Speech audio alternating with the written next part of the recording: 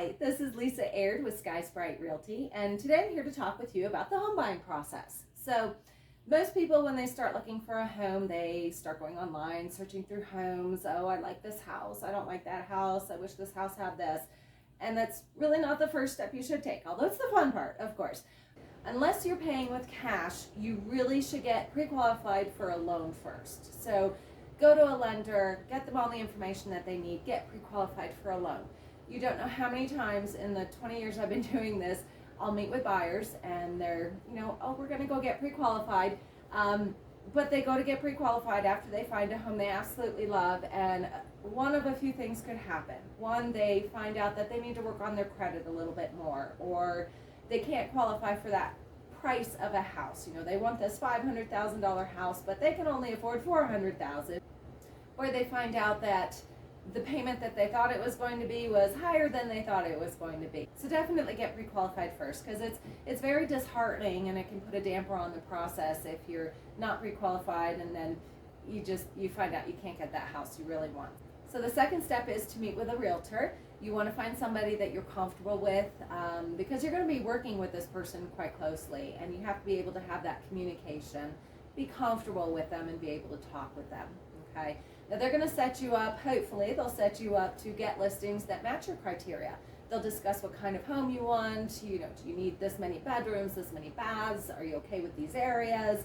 And then you come to the fun part, the home searching. So you start getting the listings, you start seeing homes that you like, you decide, hey, realtor, I really want to go see this home. So you go start seeing the homes in person. Definitely the fun part. Now, one caveat, if you've been working with a realtor for a while, if you find a home you really like, but your realtor's not available, please, please, please give the realtor the chance to schedule up a backup agent for you. Because one of the most disheartening things to us as realtors is we've been working with, we work with a buyer for a while, we show them properties, we answer their questions, we start walking them through the process, and then, oh, well, the buyer's like, I feel bad, that person's been showing us so many properties, and maybe I should just ask this other person to show it to us. Well, then you end up seeing it with someone else, you do the contract with someone else, and all that work that first agent put in for you is gone, and it's very disheartening to us. So find a realtor, stick with that realtor. So once you do find that home that you love and you decide that you want to make an offer, get together with your realtor, hopefully me, and put together an offer. So we'll come up with the terms and conditions that you want to present.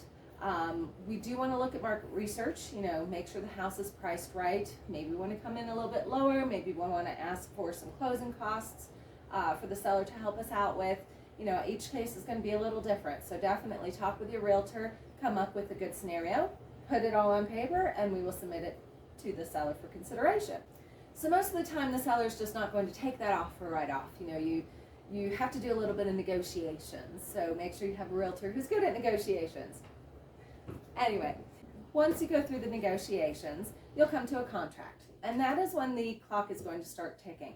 You have so much time to do your inspections. Normally it's about 10 days, maybe you've offered 7, maybe you've asked for more, but by the end of that inspection period, you do need to go back to that seller and say, hey, you have one of 3 options. You could either say, hey, I found something wrong with this house, and I think I'm going to back out of the contract. Or 2, well, I found a few things wrong with the house, but that's okay, I'll deal with it. I'm going to take the house as it is. Or 3, well, we found a few things, will you consider working on these items or possibly giving us a credit? So you have a little bit more negotiation at that point. Now, you always, always, always want to get a home inspection. Get a professional home inspection. Dad might be like, hey, I'll come look at the house for you, but no, get a professional inspection, okay? Worth the money. Once you go through inspections, the first couple weeks of a contract, you're going to be pulled in a lot of different directions. You're going to have your realtor asking for some paperwork from you. You're going to have the title company asking for paperwork and information from you. And your lender is going to be like, hey, I need some stuff for you. So the first couple weeks are usually the most stressful, anxious, trying to get everything done. After that, it mellows out a little bit, okay? Usually I ask the lender not to get the appraisal done until we are through inspections, because you don't want to pay for an appraisal if something happens during inspections and you back out. So I'm always in contact with the title company, the lender, the other agent, the inspector, everybody to keep things on track. Once you go through the contract, there's a lot of little pieces to that. We'll probably dive into that in another video. But once you go through the contract, you get closer to closing. There's things you got to do then as well. Get all your utilities ready to go, get your homeowner's insurance, a lot of little details, get the movers ready to go, all that. But when you go to closing, great feeling, right? You're finally at that table and you're closing and it's going to be your new home. So congratulations on that. But there's always some final details to go through, and your realtor can help you with that as well.